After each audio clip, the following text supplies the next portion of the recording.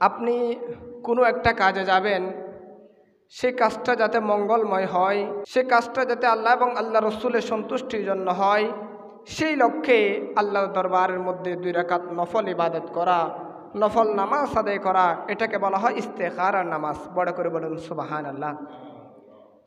মনে করেন আপনি ব্যবসা করবেন, এখন আপনি দ্বন্দ্বের মধ্যে পড়ে গেলেন, এই ব্যবসাটা কি আমি করলে ভালো হবে নাকি না করলে ভালো হবে?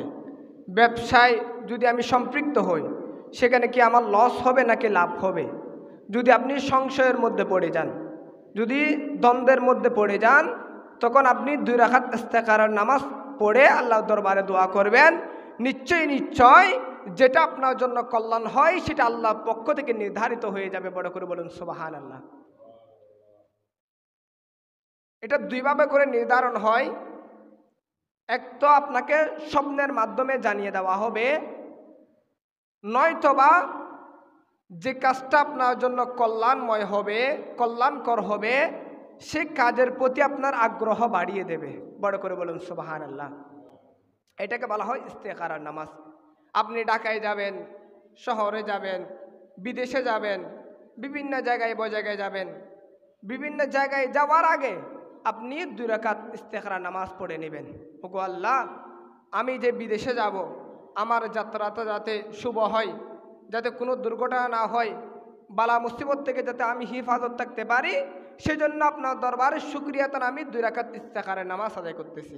এভাবে করে নিয়ত করবেন, দেখবেন আপনার যাত্রা নিরাপদ হবে। বড় করে বলুন সুবহানাল্লাহ। যে কোনো বিষয়ে আপনি যখন সংশয়ের মধ্যে পড়ে যাবেন, দ্বন্দ্বের মধ্যে পড়ে যাবেন, সন্দেহের মধ্যে পড়ে যাবেন, আপনি সাথে সাথে আল্লাহর দরবারে 2 রাকাত ইস্তেখারার নামাজ আদায় করে ফরিয়াদ করবেন।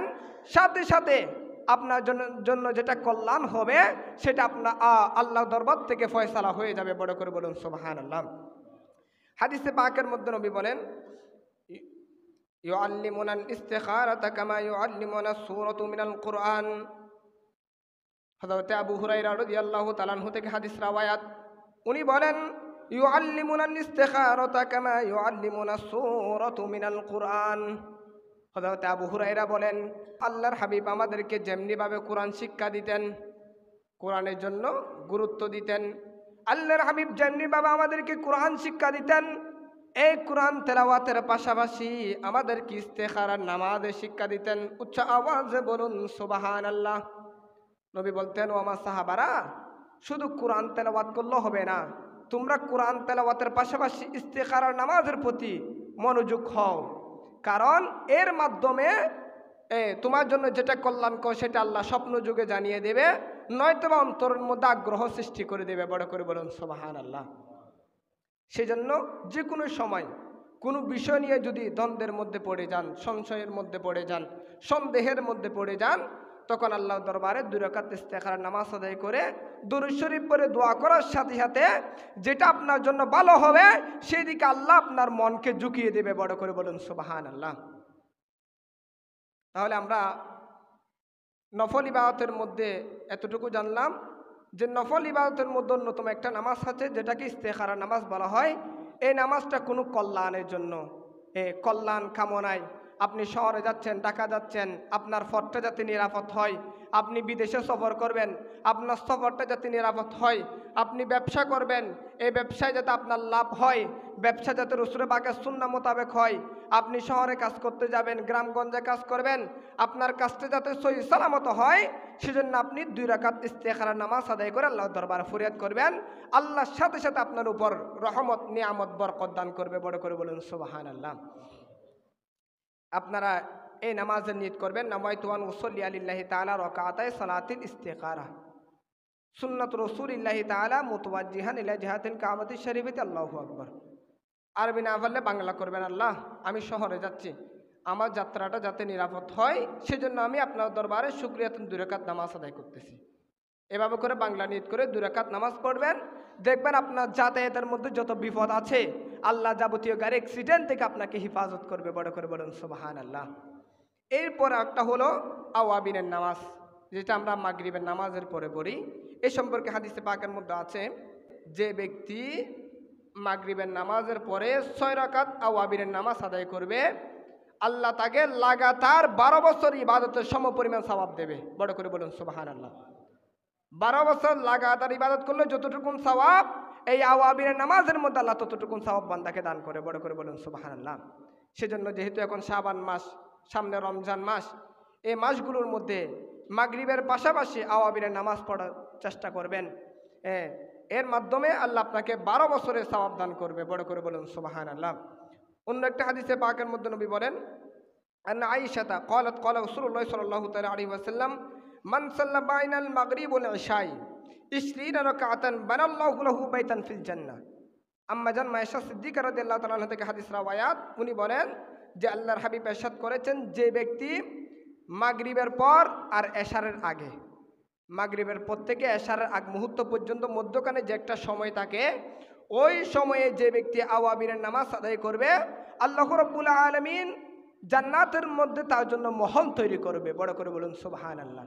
বানাল্লাহু লাহু বাইতান ফিল জান্নাহ, আল্লাহ তার জন্য জান্নাতের মধ্যে ঘর তৈরি করবেন, ফসাদ তৈরি করবেন। বড় করে বলুন সুবহানাল্লাহ।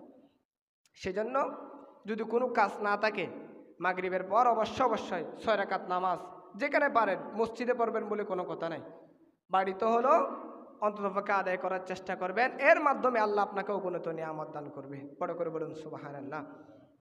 যেহেতু এগুলো নফল নামাজ আর সুন্নত যদি সম্ভব হয় বাড়িতে আদায় করবেন, অর্থাৎ আপনার ঘর যাতে অন্ধকার না থাকে। এখন তো মনে করেন মা বোন নামাজ ঘরের মধ্যে আদায় করতেছে, এরপরে একটা ঘরের মধ্যে আল্লাহর রহমত বর্ষণ হচ্ছে। যদি আপনার তাড়াহুড়ো কোনো কাজ না থাকে, এই নফল ইবাদতগুলো আপনারা ঘরের মধ্যে আদায় করবেন, আর ফরজ আর সুন্নাত যেগুলো আছে সেগুলো মসজিদের মধ্যে আদায় করবেন। আর যদি সুন্নত ঘরের মধ্যে পারেন তাহলে ঘর থেকেই পড়ে আসবেন, এটা উত্তম যদি সম্ভব হয় আর কি, না হলে এখানে আদায় করবেন। এই আওয়াবিনের নামাজ সম্পর্কে আরও একাধিক হাদিস এসেছেন। আন-নবী বকরিন ক্বালা সামি'তু রাসূলুল্লাহ সাল্লাল্লাহু তাআলা আলাইহি ওয়াসাল্লাম ইয়াকুলু মান সাল্লাল মাগরিব ওয়া সাল্লা মিন বা'দিহা রাকাতাইন ক্বাবলা আন ইয়াতাকাল্লামা। আল্লাহর হাবিব বলেন, যে ব্যক্তি মাগরিবের পর কোনো কথাবার্তা না বলে 2 রাকাত আওয়াবিনের নামাজ আদায় করবে। কয় রাকাত? শুধু 2 রাকাত। 6 রাকাত পড়তে না পারলে অন্ততপক্ষে 2 রাকাত। যে ব্যক্তি মাগরিবের নামাজের পরে 2 রাকাত আওয়াবিনের নামাজ আদায় করবে, আল্লাহ রাব্বুল আলামিন তার সম্মান ইজ্জতকে বাড়িয়ে দেবে। বড় করে বলুন সুবহানাল্লাহ। সমাজের মধ্যে আপনার সম্মান বাড়িয়ে দেবে, কিয়ামতের ময়দানে আপনার ইজ্জতকে আল্লাহ বাড়িয়ে দেবে। আল্লাহ আপনাকে অসম্মানী করবে না, কিয়ামতের ময়দান থেকে আল্লাহ আপনাকে সসম্মানে জান্নাতের মেহমান বানিয়ে দেবে। বড় করে বলুন সুবহানাল্লাহ। এরপরে কুলতু ফাইন সাল্লা বা'দাহা আরবা'আন, তখন জিজ্ঞাসা করলেন, ইয়া রাসূলুল্লাহ, আমরা যদি 4 রাকাত নামাজ আদায় করি আল্লাহ আমাদেরকে কি দেবে? তখন নবী বলেন, ক্বালা কামান হাজ্জা হাজ্জাতান বা'দা হাজ্জাতিন, যে ব্যক্তি মাগরিবের পরে 4 রাকাত নামাজ আদায় করলো সেই জন্য হজের পর হজ করলো। বড় করে বলুন সুবহানাল্লাহ। মানে এখানে নফল হজের সওয়াব পাবেন। মাগরিবের পরে যে ব্যক্তি 2 রাকাত নামাজ পড়বে আল্লাহ তার শান আজমতকে বাড়িয়ে দেবে, আর যে ব্যক্তি 4 রাকাত নামাজ আদায় করবে আল্লাহ তাকে নফল হজের সওয়াব দান করবে। বড় করে বলুন সুবহানাল্লাহ। এরপর রসুল পাকের কদমে আরজ করা হলো, ইয়া রাসূলুল্লাহ, ইয়া হাবিবাল্লাহ, কুনতু ফাইন সাল্লা বা'দাহা সিত্তান, আর যে ব্যক্তি মাগরিবের পরে 6 রাকাত নামাজ আদায় করে আল্লাহ তাকে কি দেবেন? তখন নবী বলেন, ইয়াগফিরুল্লাহু লাহু যুনুবা 50 আমান, আল্লাহ তার বিগত 50 বছরের গুনাহ মাফ করে দেবে। বড় করে বলুন সুবহানাল্লাহ। 2 রাকাত পড়লে আল্লাহ আপনার শান আজমত দুনিয়া এবং আখিরত উভয় জায়গার মধ্যে বাড়িয়ে দেবে। আর 4 রাকাত পড়লে আল্লাহ আপনাকে নফল হজের সওয়াব দান করবে। আর যদি আপনি 6 রাকাত পড়তে পারেন আল্লাহ আপনার অতীতের 50 বছরের গুনাহ মাফ করে দেবে। বড় করে বলুন সুবহানাল্লাহ। সেজন্য মাগরিবের পরে যদি 6 রাকাতও পড়তে না পারেন অন্ততপক্ষে 2 রাকাত 4 রাকাত আদায় করার চেষ্টা করবেন। আল্লাহ পাক জাল্লা শানুহু মাগরিবের পরে আমাদের প্রত্যেককে নফল ইবাদতের নিয়তে এই আওয়াবিনের নামাজ আদায় করার তৌফিক দান করুন। সকলে বলুন আমিন। এরপরে আরেকটা নফল ইবাদত আছে যেটাকে আমরা সালাতুত তাসবিহ নামাজ বলি। রাসূল করিম সাল্লাল্লাহু তাআলা আলাইহি ওয়াসাল্লাম ওনার চাচা হযরতে আব্বাস রাদিয়াল্লাহু তাআলা আনহুকে একদিন ওসিয়ত করতেছেন, আমার মহব্বতের চাচা, আমি আপনাকে এমন একটি আমল সম্পর্কে অবগত করব, অভিহিত করব, যে আমলটি আপনি করলে আল্লাহ আপনার অতীতের সমস্ত গুনাহ মাফ করে দেবে। বড় করে বলুন সুবহানাল্লাহ। রাসূল পাক বললেন যে, আমার মহব্বতের চাচা, আপনি আমলটা কি দৈনিক যদি পারেন একবার করবেন, দৈনিক না পারলে সপ্তাহে করবেন, সপ্তাহে না পারলে মাসে করবেন, মাসে না পারলে বছরে করবেন, যদি বছরও না পারেন তাহলে আপনার হায়াতে জিন্দগির মধ্যে অন্ততপক্ষে একবার হলেও করবেন। সেটা হলো সালাতুত তাসবিহ নামাজ। এই সালাতুত তাসবিহ নামাজ সম্পর্কে নবী বলেন, ইজা আনতা ফাআলতা যালিকা গফারাল্লাহু লাকা যামবাকা আউওয়ালাহু ওয়া আখিরাহু। যে ব্যক্তি সালাতুত তাসবিহ নামাজ আদায় করবে, আল্লাহ সর্বপ্রথম আউওয়ালাহু ওয়া আখিরাহু, তার আগে এবং পরের গুনাহ মাফ করে দেবে। বড় করে বলুন সুবহানাল্লাহ। কদিমাহু ওয়া হাদিসাহু, তার পুরাতন গুনাহ নতুন গুনাহ, এরপরে খতাহু ওয়া আমদাহু, তার ইচ্ছাকৃত গুনাহ অনিচ্ছাকৃত গুনাহ, সগীরাহু ওয়া কাবীরাহু, তার বড় গুনাহ ছোট গুনাহ, সিররাহু ওয়া আলানিয়াতাহু, এরপর তার প্রকাশ্য গুনাহ অপ্রকাশ্য গুনাহ, এভাবে করে তার হায়াতের মধ্যে যতগুলো গুনাহ সংগঠিত হয়েছে, এই সালাতুত তাসবিহ নামাজের উসিলায় আল্লাহ তার গুনাহকে মাফ করে দেবে। বড় করে বলুন সুবহানাল্লাহ। দেখেন এই সালাতুত তাসবিহ নামাজের মধ্যে কত নিয়ামত আল্লাহ রেখেছেন। যদি পারেন এটা দৈনিক একবার পড়বেন, দৈনিক না পারলে সপ্তাহে পড়বেন, সপ্তাহে না পারলে মাসে পড়বেন, মাসে না পারলে বছর পড়বেন, যদি বছরও না পারেন অন্ততপক্ষে আপনার হায়াতে একবার হলেও পড়বেন। এর মাধ্যমে আল্লাহ আপনার গুনাহ মাফ করে দেবে। বড় করে বলুন সুবহানাল্লাহ। সালাতুত তাসবিহ নামাজের নিয়মটা আমি বলে দিচ্ছি। সালাতুত তাসবিহ নামাজ পড়তে হয় এক নিয়তে 4 রাকাত। এক নিয়তে কয় রাকাত? 4 রাকাত। প্রথমে আপনি নিয়ত করে আল্লাহু আকবার এর তাকবীর বাঁধার পরে সানা পড়বেন।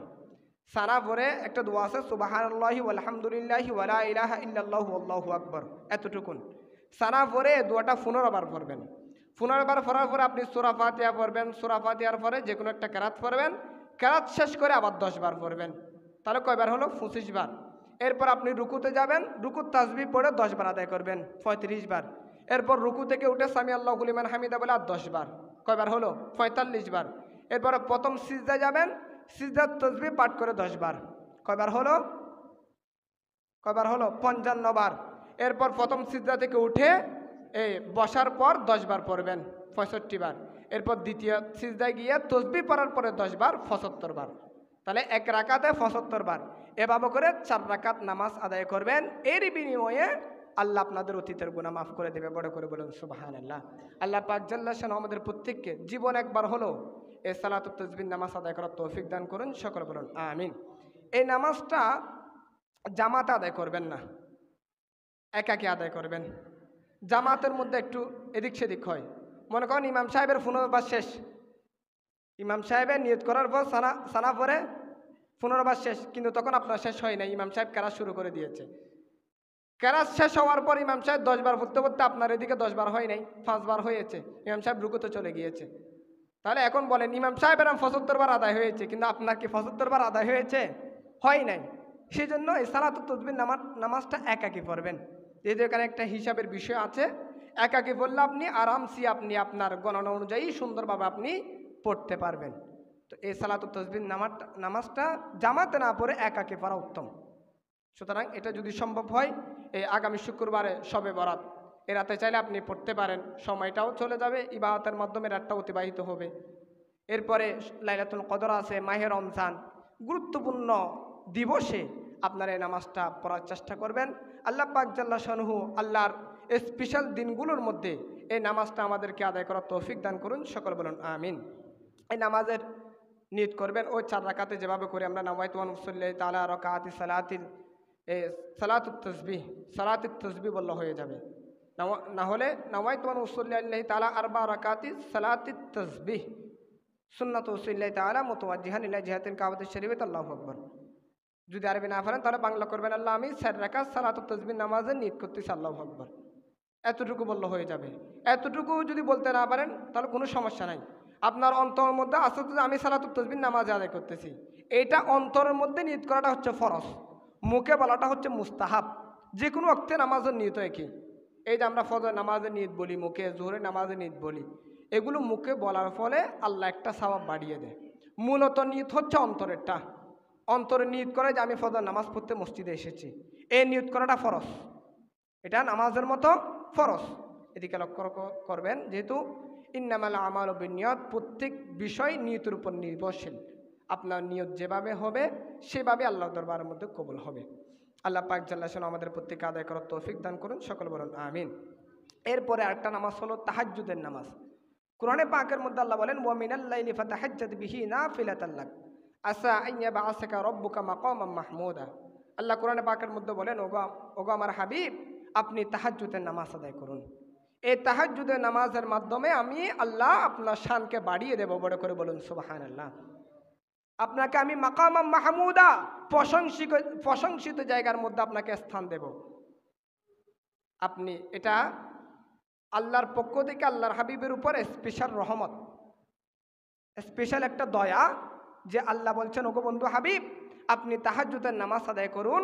এটা আমি আল্লাহর পক্ষ থেকে আপনার প্রতি দয়া, এর মাধ্যমে আমি আল্লাহ আপনার সম্মানকে আরও বাড়িয়ে দেব। বড় করে বলুন সুবহানাল্লাহ। সেজন্য কোরআনে পাকের মধ্যে এসেছেন যে ওয়ারাফা'না লাকা যিকরাক। আল্লাহ বলেন, ওগো বন্ধু হাবিব, আপনার সম্মানকে খুদ আমি নিজে আল্লাহ বাড়িয়েছি। পরের আয়াতে বলেন, ওয়ামা সাল্লাকা ইল্লা রাহমাতাল লিল আলামিন, যে এতটুকুন বাড়িয়েছি সমগ্র কুল কায়নাতের জন্য। আমি আল্লাহ সৃষ্টি জগতের জন্য আপনি রসুলকে রহমত হিসেবে প্রেরণ করেছি। বড় করে বলুন সুবহানাল্লাহ। দেখেন, নিয়ামত বাড়াতে বাড়াতে আল্লাহ বলেন, আমার সমগ্র সৃষ্টি জগতের মধ্যে একমাত্র আপনি রহমত। আমার সৃষ্টি জগৎ রহমতের জন্য আপনার দিকে মুহতাজ, আপনার দিকে মুকাফেক্ষী, আপনার মাধ্যমে রহমত পাবে, রহমত বর্ষণ হবে। বড় করে বলুন সুবহানাল্লাহ। আমাদের শরীরের মধ্যে যদি রূহ থাকে, আমাদের দেহ না থাকলে দেহরও কোনো দাম নাই। এখন রূহ চলে যাক না, দাফন করে ফেলবে 2 ঘন্টা পর, কিন্তু রূহ থাকলে কেউ দাফন করতে পারবে না। ঠিক তেমনি ভাবে আল্লাহ সৃষ্টি জগতের রূহ হচ্ছে রাসূলুল্লাহ, আল্লাহর হাবিব। কারণ আল্লাহ সৃষ্টি জগতের মূল নিয়ামত হলো রহমত। রহমত না থাকলে আল্লাহর সৃষ্টির কোনো অস্তিত্ব থাকবে না। তো সেই সৃষ্টি জগতের একমাত্র রহমত হলো আল্লাহর হাবিব। বড় করে বলুন সুবহানাল্লাহ। আল্লাহর হাবিবের কাছ থেকেই আল্লাহ সৃষ্টি জগৎ দয়া নিয়ে থাকেন, রহমত নিয়ে থাকেন। বড় করে বলুন সুবহানাল্লাহ। যাক, আমি সেদিকে যাচ্ছি না। এই তাহাজ্জুদের নামাজটা 5 ওয়াক্ত ফরজ নামাজ অবতীর্ণ হওয়ার আগে ফরজ ছিল। কি ছিল? ফরজ ছিল। কিন্তু যে মুহূর্তে 5 ওয়াক্ত নামাজ ফরজ হিসেবে আল্লাহর দরবার থেকে নির্ধারিত হয়েছে, সাথে সাথে আল্লাহর হাবিব এই তাহাজ্জুদের নামাজকে উম্মতের জন্য সুন্নাত অথবা নফল করে দিয়েছেন। কিন্তু এর আগে কি ছিল? ফরজ ছিল। কিন্তু যে মুহূর্তে 5 ওয়াক্ত নামাজ ফরজ হিসেবে আল্লাহর দরবার থেকে নির্ধারিত হয়েছে, তখন থেকে আল্লাহর হাবিব বলছেন, এই তাহাজ্জুদের নামাজ যারা প্রতিদিন ধারাবাহিকভাবে আদায় করবে তাদের জন্য সুন্নাত, আর যারা মাঝে মধ্যে আদায় করবে তাদের জন্য নফল। বড় করে বলুন সুবহানাল্লাহ। অনেকে আমাকে প্রশ্ন করে, হুজুর, তাহাজ্জুদের নামাজের নিয়ত কি সুন্নত দিয়ে করব নাকি নফল দিয়ে করব? আপনার প্রশ্নের উত্তর শুনে নেন। যদি আপনি প্রতিদিন কন্টিনিউ তাহাজ্জুদের নামাজ আদায় করেন, তাহলে আপনি সুন্নত হিসেবে নিয়ত করবেন। আর যদি মাঝে মধ্যে আদায় করেন, তাহলে আপনি নফল হিসেবে নিয়ত করবেন। আল্লাহ পাক জাল্লা শানহু আমাকে আপনাদেরকে এই নামাজ যতটুকুন পারে আদায় করার তৌফিক দান করুন, সকল বলুন আমিন। এই নামাজের ফজাইল সম্পর্কে আল্লাহর হাবিব বলেন, রাতের ইবাদতের মধ্যে সর্বোত্তম ইবাদত হলো তাহাজ্জুদের নামাজ। যেহেতু এই তাহাজ্জুদের নামাজ আগে ফরজ ছিল, পরবর্তীতে সুন্নত এবং নফল হিসেবে সাব্যস্ত হয়েছে। তো আল্লাহ বলেন, এই তাহাজ্জুদের নামাজ সুন্নত এবং নফল হলেও যারা আদায় করবে আমি আল্লাহ তাদেরকে ফরজের সওয়াব দেব। বড় করে বলুন সুবহানাল্লাহ। যেহেতু এটা আগে ফরজ ছিল, আপনি আদায় করেছেন সুন্নাত হিসেবে নয়তোবা নফল হিসেবে, কিন্তু সওয়াবের ক্ষেত্রে আল্লাহ আপনাকে ফরজের সওয়াব দেবে। বড় করে বলুন সুবহানাল্লাহ। আল্লাহ বলে, আমার দরবার থেকে রহমতের কোনো কমতি নেই। বান্দারা এটাকে নফল হিসেবে বললেও আমি আল্লাহ কি ফরজের সওয়াব দেব। বড় করে বলুন সুবহানাল্লাহ। আর যদি ফরজ হতো তাহলে তো 5 ওয়াক্ত নামাজের সাথে আরো 1 ওয়াক্ত হতো, 6 ওয়াক্ত। এটা আমাদের জন্য বাধ্যতামূলক হয়ে যেত। এখন তো বাধ্যতামূলক না। যার কাছে মেহেরবানি হয় বা তাহাজ্জুদের প্রতি আকৃষ্ট হয়, সেই তাহাজ্জুদের নামাজ আদায় করবে। এবং এটাকে রাতের মধ্যে উত্তম ইবাদত বলা হয়েছে। এই তাহাজ্জুদকে বলা হয় নিশি ইবাদত, অর্থাৎ গভীর রাতের ইবাদত। এই ইবাদত করার পরে আপনি যখনই কোনো হাজত নিয়ে আল্লাহ দরবার হাত তুলবেন, আল্লাহর সাথে সাথে আপনার হাজতকে পূর্ণ করে দেবে। বড় করে বলুন সুবহানাল্লাহ।